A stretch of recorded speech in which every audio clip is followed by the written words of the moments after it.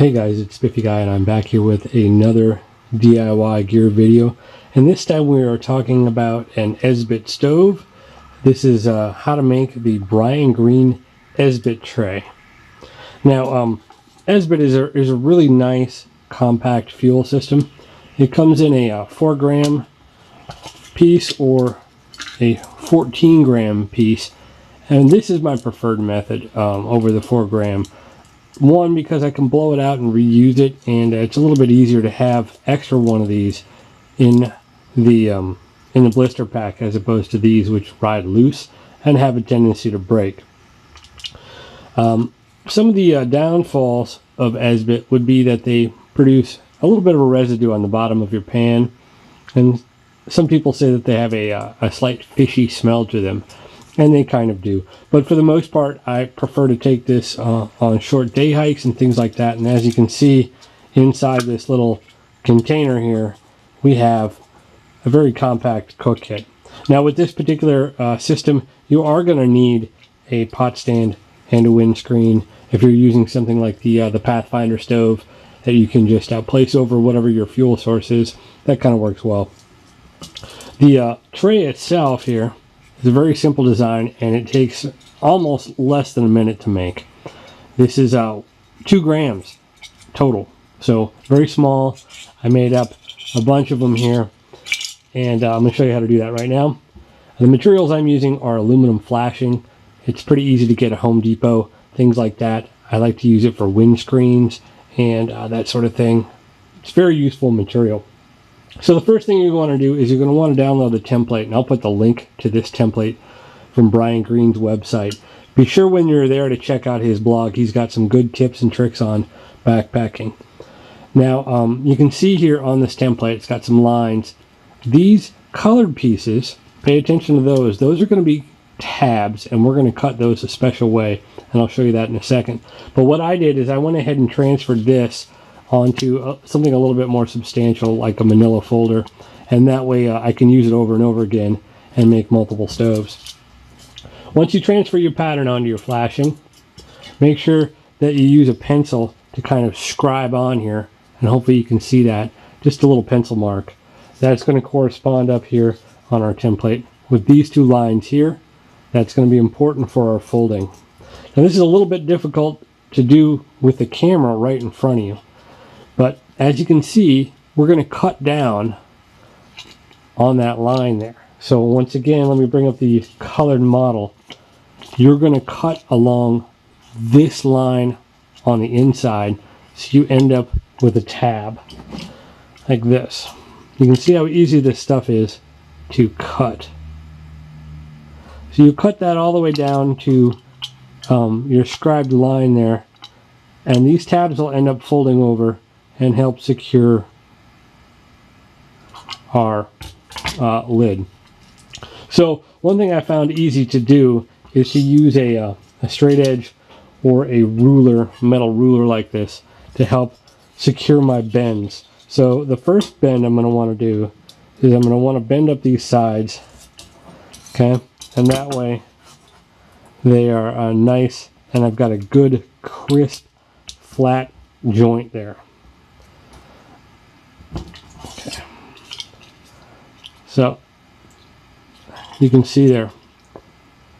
So these sides right here, you can bend this stuff really super easy with your fingers. Just use your nail along there, and then you'll bend up the other sides with the tabs so they line up. Takes a little bit of practice, but luckily this stuff is really easy to work with. Once you have the tabs there, you're just going to fold them in like that. Okay? And that is going to help secure our sides there. I'm going to try to get them as straight as possible, if you can. It's not rocket science. So now that we have our tabs there, that's where our second line of our fold is going to be. So let me show you that here. So you fold up the sides along this line. This particular line is going to fold back down, and we're going to create our legs. And that essentially folds over these tabs. And these tabs are about 1/8 of an inch in width. This one's a little crooked. You know, it's all right though. So once you fold that all the way back over like that, and we'll do the same on this side, get our tab kind of lined up, start our bend. This is a lot easier to do than it is to show. Be careful when bending this stuff. It can break. It doesn't like to be bent and then rebent. The aluminum flashing. So once I've got it bent over, I'll kind of crimp that edge, make it nice and straight. And then I'll just adjust my outer edges. And there you go. You're done. That's your brine green Esbit tray. The beauty of this is that when the Esbit itself sits in here, it'll burn, and the liquid that this melts into will fill up the tray, and you don't have any loss of fuel. Now you can put a couple of these sideways if you want to use 14 grams. Some people really have it down to a science, and they know that they need, you know, 1.5 of the 4 grams to boil whatever water they're going to need. And this type of stove is primarily used for boiling water. It's pretty much what you're going to do. There's no simmer or anything like that. You're just going to put it on there and light it. This stuff lights with a lighter. It will light with a match as well. Sometimes if you just take a knife, scrape a little bit, get a little dust up on top, it lights a little bit easier. Another thing you can do is just trim off the corners. Just kind of round them off there. Makes it a little bit easier so it doesn't stick on any of your bags or anything like that, because those corners can be a little sharp. This container that I'm using is a 3¼ ounce just condiment container. I can stick the stove in there. I can stick one of the Esbits in there. I usually wrap it in a paper towel just to keep it from rattling around.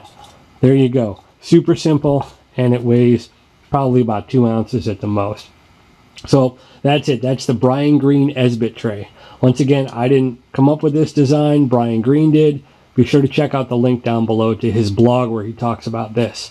Definitely a worthwhile thing if you're looking into getting into Esbit, or you just want to make an ultralight stove and play in the shop.